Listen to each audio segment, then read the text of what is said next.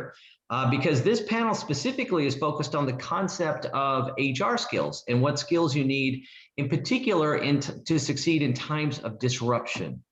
And I don't know that there's a better time to talk about disruption given what the last couple of years have looked like and felt like. So what we encourage all of you to do is to go ahead and use that chat. If you have questions, please let us know. We'll be happy to take those along the way. But what I wanted to start with is to welcome the panelists. I'm really excited. We've got an amazing panel here of people with incredible backgrounds. So let's just have you introduce yourself really quick to the audience, and then we'll jump into the topic. So Mary, you want to start? Yeah, sure. Thank you, Michael. And hi, everybody. Really great to have you here with us. And what a pleasure to be on the panel with all of you. So I focus predominantly in my career on helping corporate organizations transform their HR and L&D functions and strategies. So I've worked in different organizations in consulting at EY, in financial services at Bank of America, currently at a FTSE 100 company, and worked for a host of clients in my career as well. Very passionate about the HR function.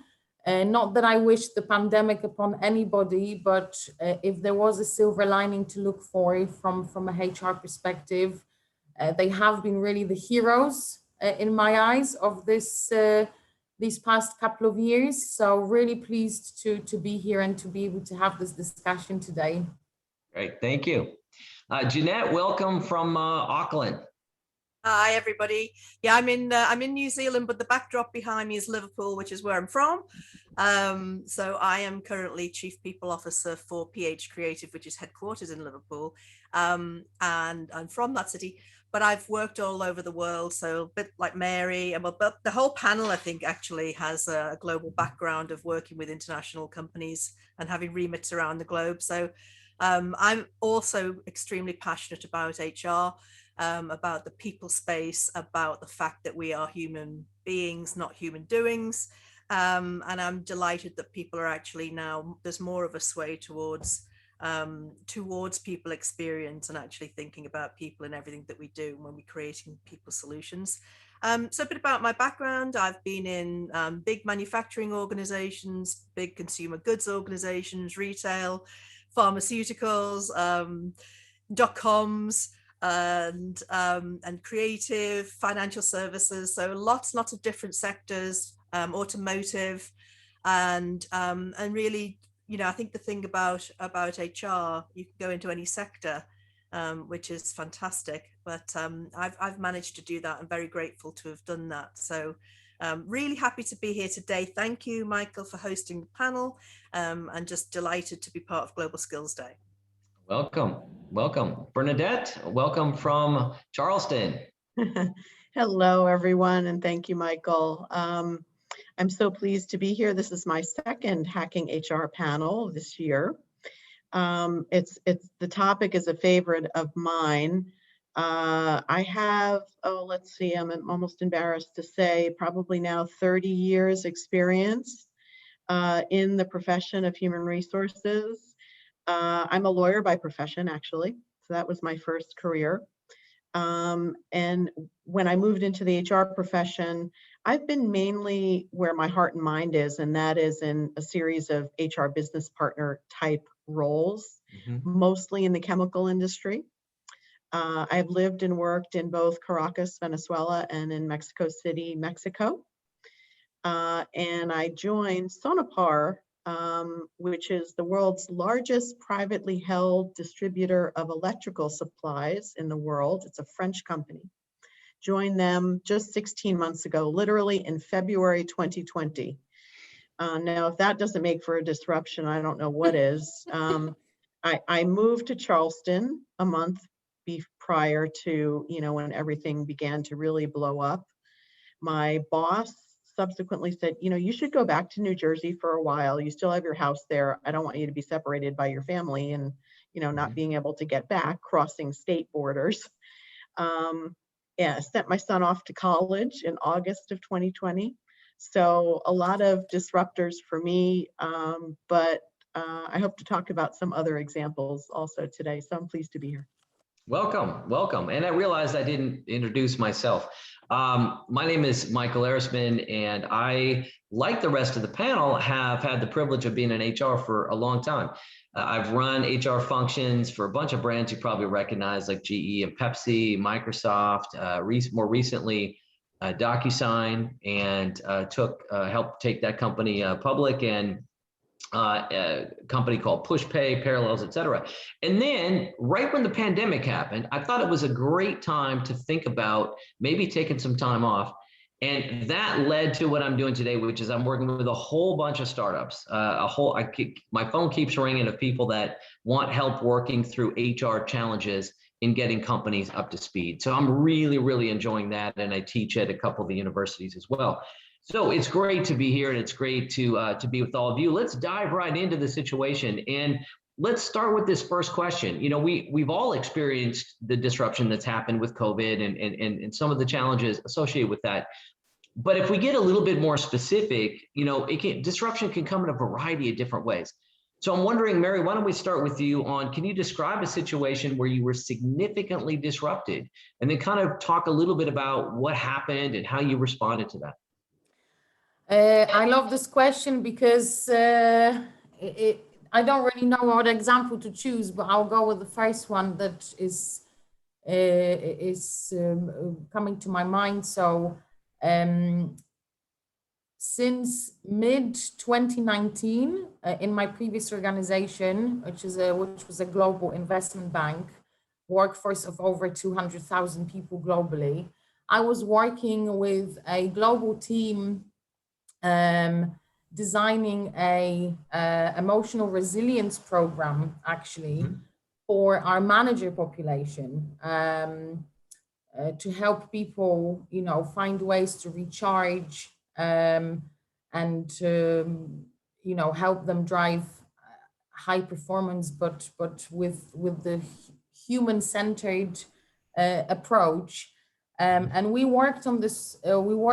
Program, on designing this program with, in collaboration with a couple of big vendors, and we, with my team, were ready to deploy the program, which was a blended program with a face-to-face component to begin with.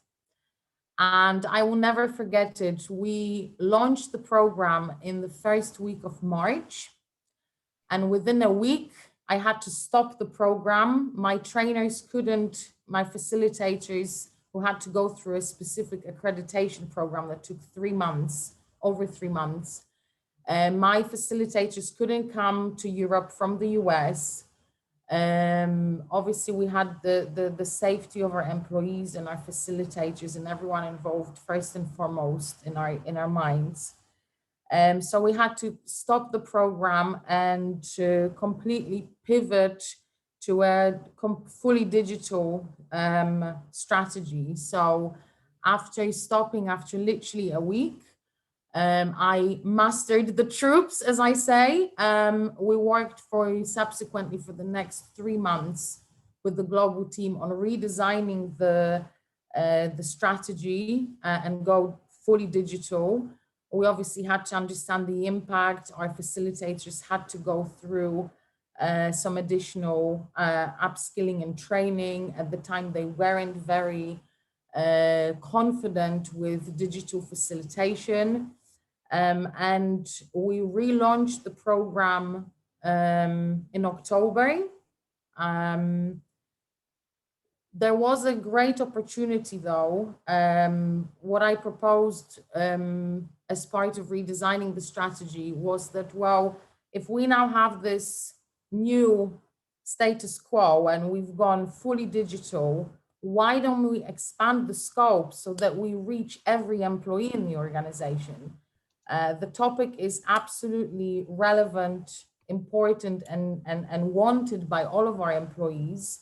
We needed to make some tough decisions with the previous strategy, hence why we decided as an organization to first reach the manager population. but this created an opportunity to reach every employee, and that's how we expanded our scope. You know, we worked through a lot of this disruption, but subsequently one of the positive outcomes was that we were able to reach a workforce of over 200,000 people with this program. And I remember some of the feedback that was coming from that program. Some, you know, it just landed so well in the organization. And it just so happened, we started working on this before the pandemic, but it just so happened that because of the pandemic, people craved all of this even more. The topics that we were touching on through this program were just so important to our people, and people were so grateful that we were able to provide them with these opportunities to join this program. And some of the feedback that came back, some people said that it was a life-changing program for them, actually, that it helped them see themselves in a different way, how important recharging and looking after yourself and your emotional and your mental health is, if you really want to be that, you know, that high performer, right?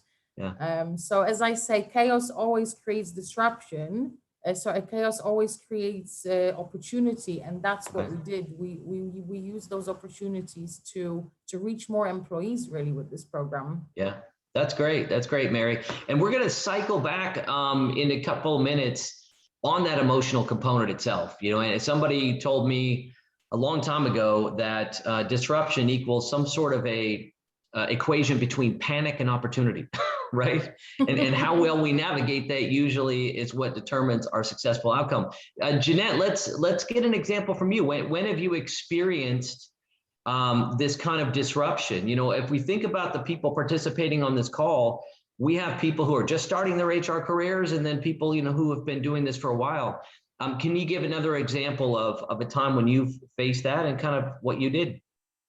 Yeah, I mean, like Mary, you know, many examples over the year, and I've been in transformation, like, you know, all of you. But I think one of the real good examples for me was in telecom, and the disruption in telecom around the commerciality of the business. And this is working for a telco, the biggest telco in New Zealand when I just arrived here.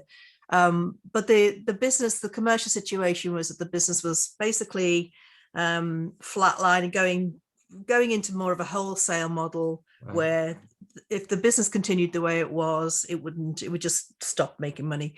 And so the business decided that they were going to transform themselves to a digital services provider, which is very different in terms of the mindset and the customer proposition. So this meant transforming the entire organization to agile, and to go through completely different ways of working, and to teach the entire organization how to work in an agile way. So it was the whole, you know, Jeff Sutherland Scrum mentality. It was the whole agile framework that we had to really take the entire organization through. And this is people of all ages and stages of life, of every type of person that you can think of. So it's 3,500, 4,000 people. But so not as big as Mary's example, but an entire organization that was spread around all over the place. And so my role in that was to actually create an Agile Academy that didn't exist, and to actually hire Agile coaches and develop the Agile coaches who were then going to be the change makers within the organization. So it was a massive, what I'd say, you know, a little bit to Mary's point, the emotional transformation, the mindset shift was the biggest thing in that agile transformation, getting people across the need to change, and having people come along on the journey and decide, yes, they wanted to actually learn how to be agile and how to use that particular type of ways of working. Was a massive transformation, and we went through, and it was, you know, we worked with one of the big consultancy houses. We had a lot of people in the company that were working on this as a full-time project. But and the DevOps people obviously they were already working in Agile, the IT team and all of that. But the rest of the organization, bringing them across was a phenomenal transformation and very, very disruptive. And just the way that HR and the people function had to work around that was to transform to being Agile as well. And so often, you'll get executive teams and HR teams that will think, well, we do that to them. They will have to change. But we're just going to operate in the same way of working. You can't do that. So you've got to start with your executive team. Your whole people team has to transform to that type of way of working. And so the giant mindset shift around growth mindset and around people being willing to unlearn is the biggest thing. Drop everything that you've learned about the way of doing, drop things about right first time, the willingness to actually be able to try things, prototype things, test things, fail fast, try again, test again in 2-week sprints is just a phenomenal shift in the way people work. So that for me was one of the best examples of how, HR can help drive that cultural change, that mindset shift into a way of working that is completely customer focused and completely outcome driven around the customer and is completely about co-creation. And that for me was phenomenal. Yeah, that's a great example. Bernadette, do you have an example yourself that you want to share? Yeah, sure.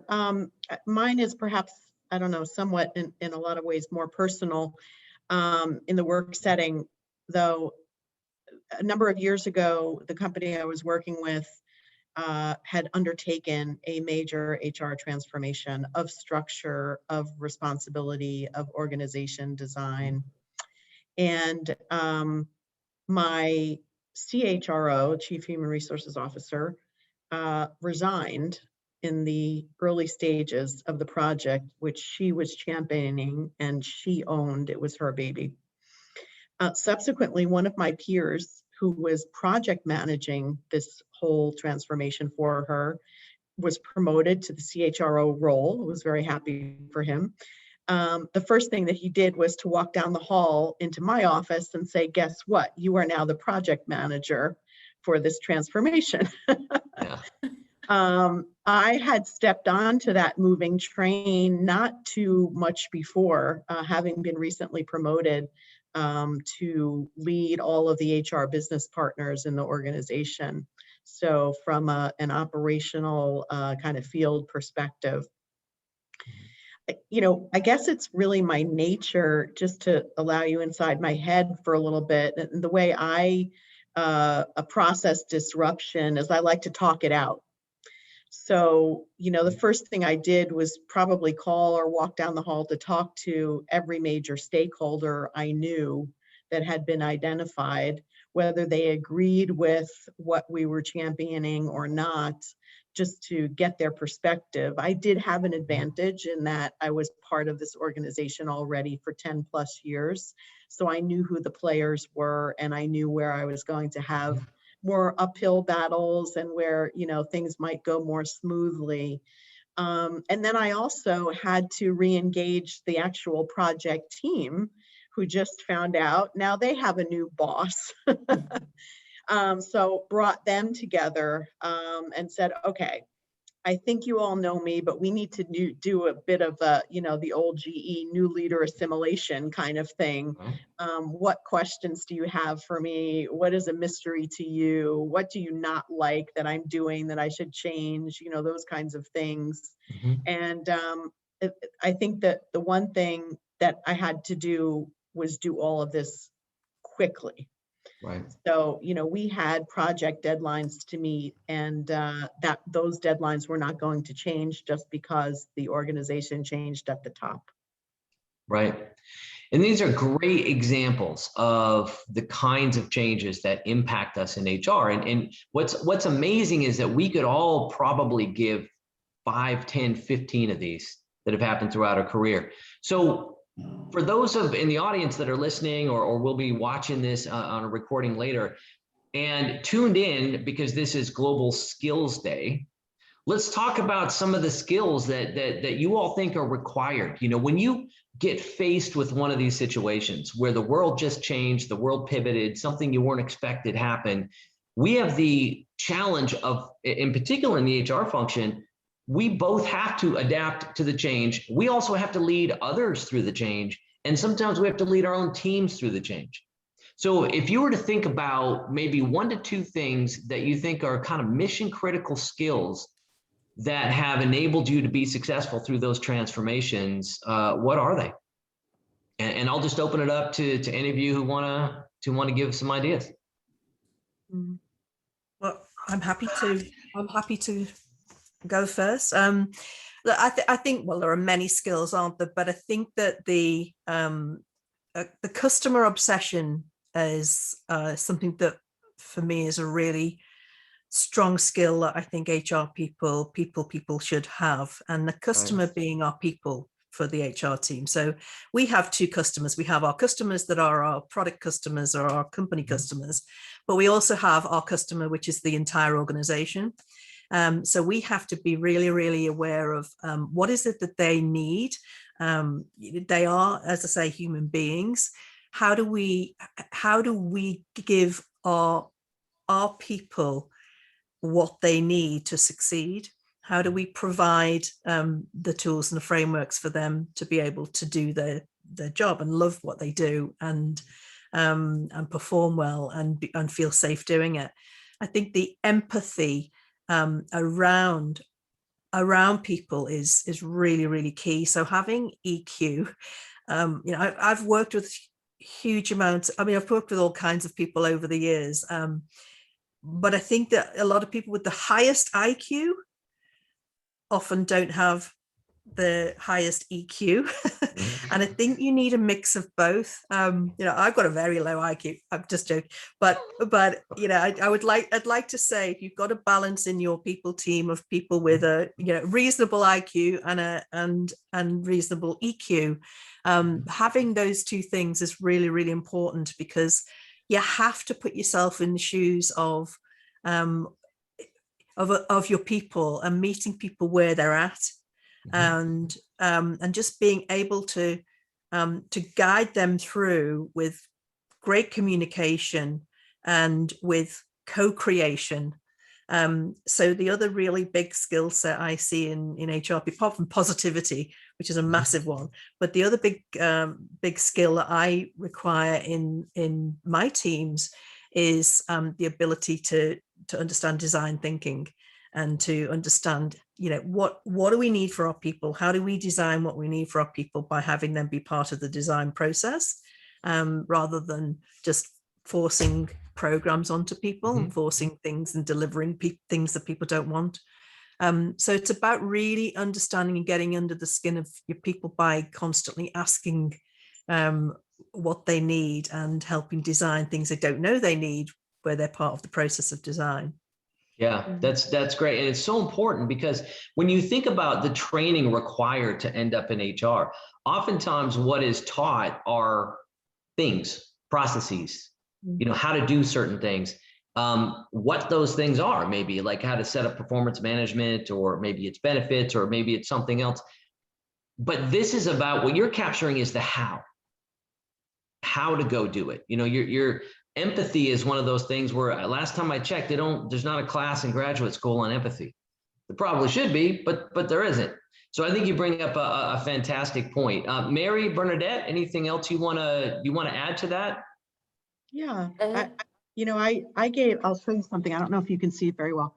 I gave my leadership team this Simon Pierce glass pebble for the holidays last year, because we had all been through quite a year. It says resilience.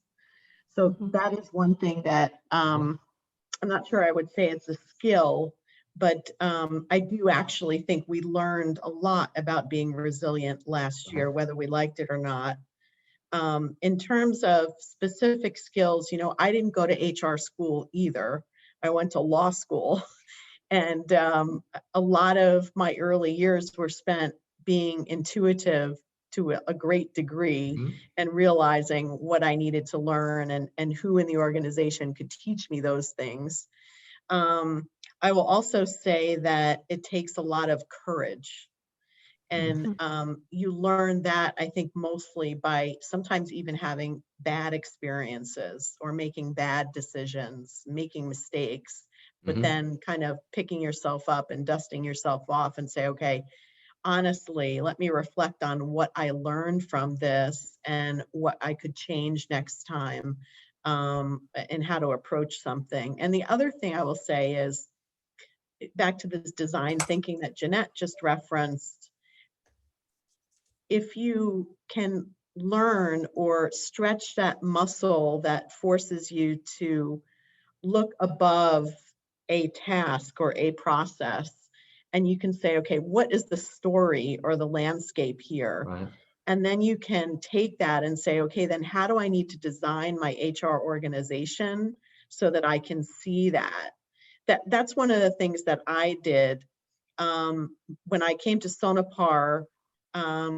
Each area of HR was very siloed. I had 3 vice presidents reporting to me, and I couldn't see what was going on across the entire talent landscape.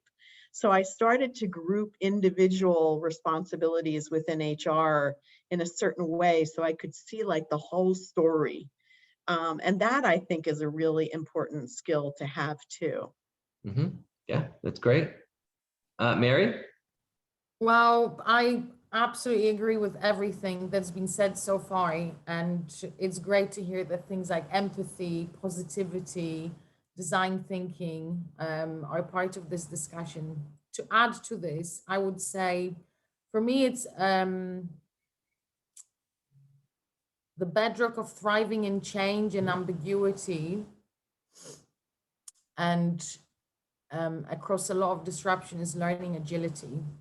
So experience is extremely important. It helps us guide us and others forward. But especially when you work in the people business, I dare anyone to tell me about 2 exactly the same projects or situations. There is no such a thing. So we need a good balance of building and using our experience and learning in the moment, learning from others and knowing who to bring to the project or to the picture to help us drive the change. And really, for me, it's also about that humility that, okay, maybe I do have 10, 15, 20 years of experience, but that doesn't mean I have all the answers. If I did, I'd be a one-man band, a one-woman band, and I wouldn't need the organization, I wouldn't need my team, and I could just do it all by myself, right? And another thing for me, to add to what Bernadette and Jeanette said, is the skill to enable your team. So you need to, I think both Bernadette and Jeanette mentioned that, you need to listen to what your team needs. Do they have time, the right amount of time? Do they have the tools, the resources to deliver on this change, right? Do we have, do we all know as a team, what are our priorities? Do we need to change our priorities because we're now working through something new? And that's a skill, really. And a lot of it boils down to, I think Jeanette mentioned it, to that effective communication as well. Let's be honest, let's be transparent. We need to know who to communicate with, what to communicate, how often we need to communicate. And I've been given advice before that there is no such a thing as over communication. But yeah, so again, plenty to choose from, and that's why we've got such a rich discussion here about this today. Well, I know you triggered something in me as well there, Mary, just on that communication.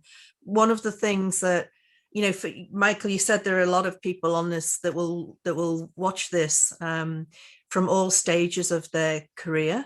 Right. And I think particularly when you're young and you're coming into a career, the ability to know how to build relationships and how to network and how to manage different types of the organization and be able to communicate in the right way that inspires people to want to be part of change is so important. And I don't know how much networking and relationship building is taught. That's something that I think a leader should really sort of take care of with their team is introductions to people, getting people sponsors, getting people buddies, getting people mentors.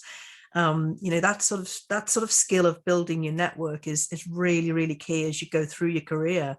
And they're not burning bridges, and they you keep coming across people again and again as the world gets smaller with digitization. It's really important to have a great network. It is. It's so important. And you've all hit on some really, really, really critical things. One of the challenges with disruption is it tends to be, we tend to see it as, at least when it's happening, as pretty stressful, at least initially. And generally when we're stressed, we tend to go with what we know works. Which when you have more experience kind of plays into that a little bit, and can be a mistake that we make of I'm stressed, I'm going to go with what I know worked last time. It may not work this time. You mentioned, Mary, communication, which is so critical, because as I've experienced this over, I think I've worked in 100 different countries and different cultures all over the world. One thing that's relatively universal is people don't generally tend to fill in neutral information gaps positively. People don't go, I don't know what's going on, but it must be good, right? Yeah. So oh no, we don't live in that world, that's for sure. We do not. We do not. And so I think you've all hit on things where in times of stress, if you have prior relationships, you're going to get the benefit of the doubt often as you work through things. So let's imagine ourselves in a situation where, look, we just figured out some changes hit us. What's the first thing that you do? So, and I'm going to ask this question in two parts. For yourself, what's kind of the first thing that you do? And then what do you think about from a team perspective? How do you get the HR organization that's working with you alongside you in that shift? So let's give them one thing. What's the first thing you do? Okay, so can I go first? Sounds like you did. Because you immediately brought back a lot of memories. What I do immediately is something that is against my nature, actually. So I had to learn through a lot of pain to get to that point, but I stop and I allow myself space to think before I act. So my go-to is I pause, I stop, and I think, because I want to respond. I don't want to react. Yeah, that's great. I tend to do the opposite. So as I said before, That's great. It just shows everyone needs to have their own way, right? I like to walk around and talk first, and then I want to go away and process. And by doing that, just for me, it allows me to already start processing with different points of view in mind. Ask myself, what did I hear today that might make me change my mind? I made a New Year's resolution a few years ago to change my mind about something every day. So that was really tough. But in this way, I think, to gather and talk to a lot of different people first, it just allows me to say, okay, I thought maybe I might do this. Now I'll probably do that. Mm-hmm. Yeah. And I guess, I'm somewhere in the middle. So I'm on the find out as much as you possibly can. And that involves both. So that's a talk to everybody you can, as much as you can, to people to find out what on earth the situation is, what's going on, what's causing it, root cause, and research as much as possible about the situation. So, if it's a global situation where there's something's changed in the world, like the pandemic, there's a lot of information everywhere that you can assimilate.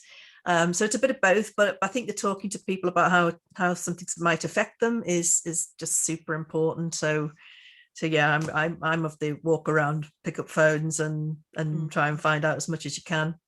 I think if it's possible, I'm sorry. No, go ahead, Bernadette.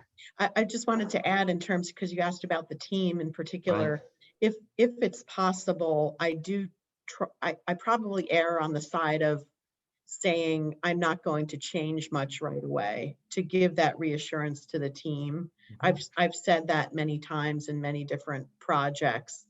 And I think if you can give or continue to give a team sort of that anchor and then work alongside them to perhaps suggest or encourage what might need to look different from the way things were managed before or whatever it is, I think that often eases the change for people.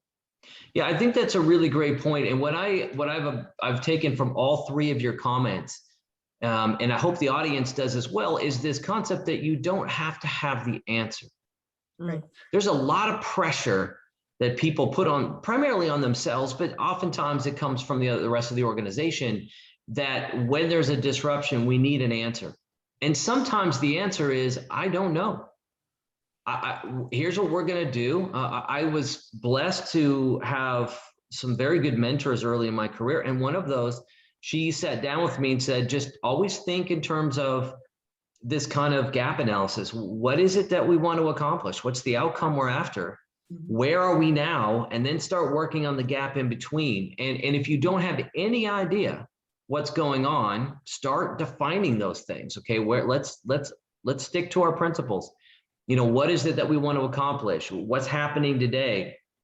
And so, you know, you stay centered around that. But I think it's really important, and I so appreciate you all saying this, that we don't have to have the answer. In fact, most of the time we don't. That's right. It's just a matter of trial and error, and let's try some things and let's figure some things out. And so if you think about that from coaching and developing other people. Again, you triggered something in me there, Michael. You know, I always think about the conductor of the orchestra, and that conductor may or may not be able to play instruments, but they definitely can't play every instrument in that orchestra, and they certainly can't play it to the standard that the musicians can. But what they're there to do is to guide a longer framework and to keep the orchestra playing together in harmony.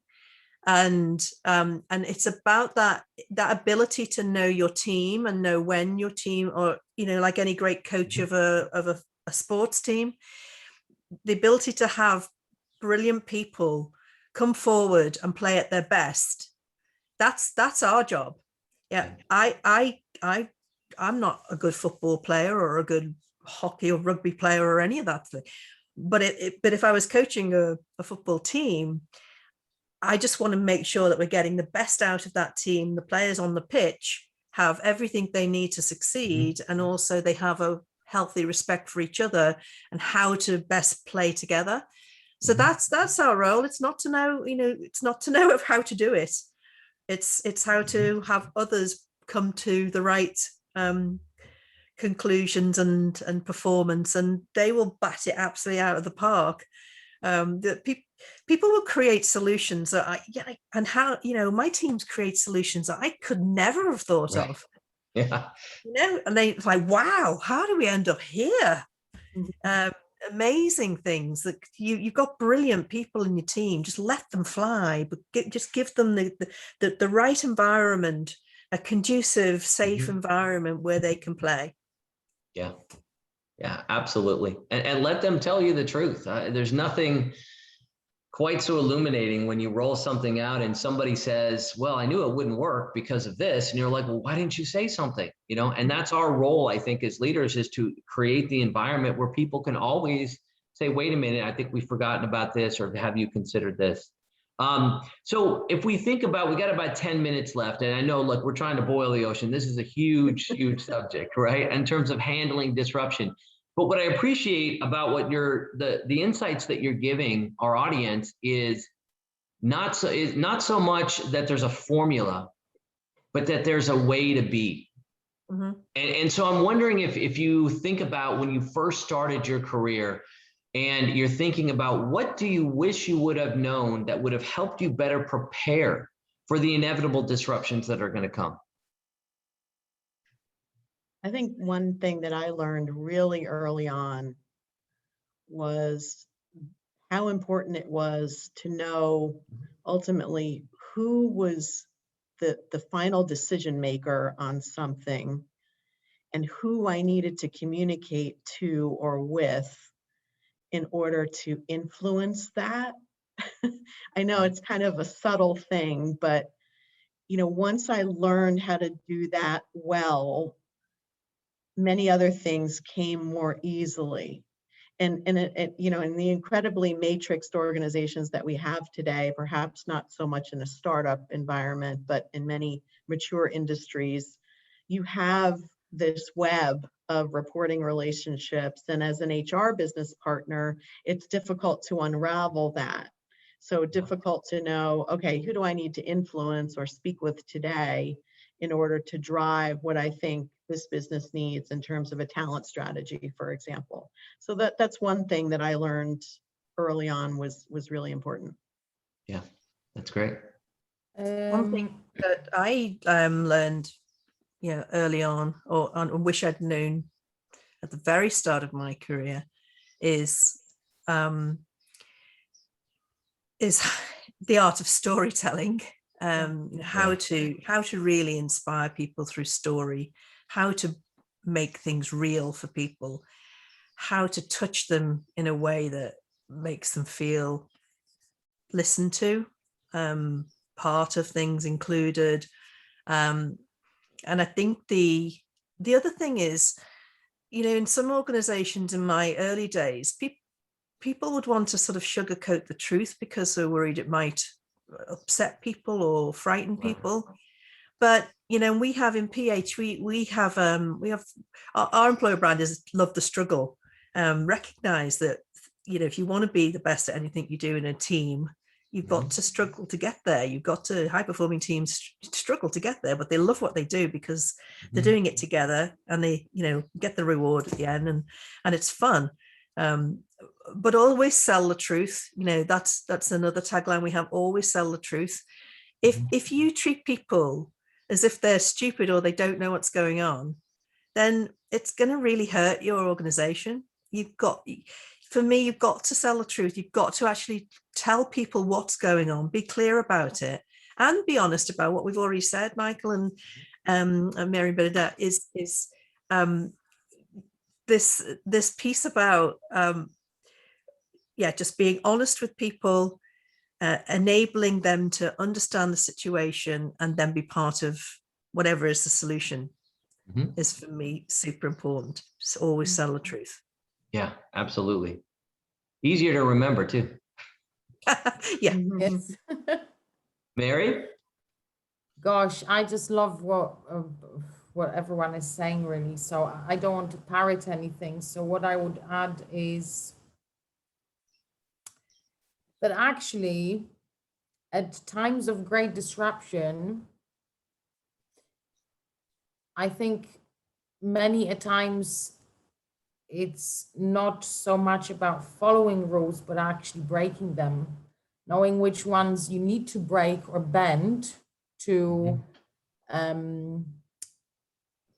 make the change happen, to embed it, but in the right way as well. It's not just about what change we're implementing, but how are we going about doing this, right? Are we burning our teams to the ground to deliver something because there is a target or there is a deadline, or because there is someone has the wish for it to happen? Or are we guided by the right principles and first and foremost looking after our people and taking our people on that journey with us and supporting them along the way? So the thing that I wanted to add is that don't be afraid to bend or even sometimes break the rules. Of course, not all rules can be broken. I'm not encouraging anyone to do anything illegal, for instance. But don't be afraid to stop and reflect whether, again, the frameworks, the models, the experience that you applied before, is this really the best way to go about this change this time around as well? Is there something that we need to do outside of the box or something that hasn't been done before. And that often needs to happen. Otherwise, we would still be sitting in caves, right? So that would be my addition here. That's great. We have a few minutes, just a few minutes left, which is really unfortunate because this is such a rich topic and I've so enjoyed listening to you and learning from you. We have a question that just popped up. While we're answering this last question, if you as panelists want to drop anything into the chat around how people get a hold of you, if you're comfortable with that, or have people reach out on LinkedIn, et cetera. You know, I know it's a huge help and what makes these. And I've, like you, Bernadette, I've been doing a whole bunch of these panels over the last couple of years. And what's so great is you're not alone. If you're out there in HR, there's a whole bunch of people out happy to share their experiences. So a question that came in from Esther: have you had any experience with difficult stakeholders during a transformation project? And I can say unequivocally the answer to that is yes. You know, there's always difficult stakeholders, but we've got a couple minutes left. Can you each maybe provide just one nugget of what's an approach that you used with someone that's kind of maybe resisting change or is being difficult in the process? That's a great question. My answer is all the time. I think very simply, just having that one-on-one conversation to find out what the values of that individual is and what are the triggers for like a negative emotional reaction. And always, always, always demonstrate that you're flexible to change your mind based on the reaction that you're receiving. Mm-hmm. Yeah, so good. Jeanette or Mary? My answer is the same. Yeah, you always have some stakeholder that will, or multiple stakeholders that are not on board initially with transformation, and sometimes you don't know if there's somebody that isn't on board. You know, sometimes you have resistance from people and you're not really sure where it's coming from. And I think, and oftentimes you can't get to that person, and it might be a board member, it could be an exec member, it could be somebody in the wider population. But so sometimes it's not so easy to just go and have a conversation with them. So I guess the way that I generally approach it is to look at, again, what's the story, what's the why, and to look at what would appeal to those people who are detractors, what's going to actually impact them, have their heart feel, yes, actually this makes sense to me, and craft a different story, or craft a nuanced story that may appeal to those people that are feeling resistance. There's not a one size fits all in transformation. You have to have multiple strands of communication, multiple ways of reaching people and having hearts and minds come along. Yeah, that's great. Mary, about 30 seconds. Every project has difficult stakeholders, one or multiple, and that's never going to change. At least that's my belief. So try to tap into and understand where they're coming from and build a story around how you will help them, or how that change is going to positively impact them or their teams. And also, because we talked a lot about communications, from my experience in those situations with these stakeholders, email is the least effective communication tool. You need to talk to these people, whether it's in person or online. Talk, and listen. And yeah, it's hard work, but it's worth it in the end. Change is inevitable. So yeah, go for it. That's a perfect place to end. Thank you all so much for participating. Thank you for the audience. What a privilege today. And I'm sure that this is going to make a difference to a lot of people. So take care. Have a great rest of your day and evening. Thank you so much, everybody. Thank you. Thank you. Bye-bye. Bye.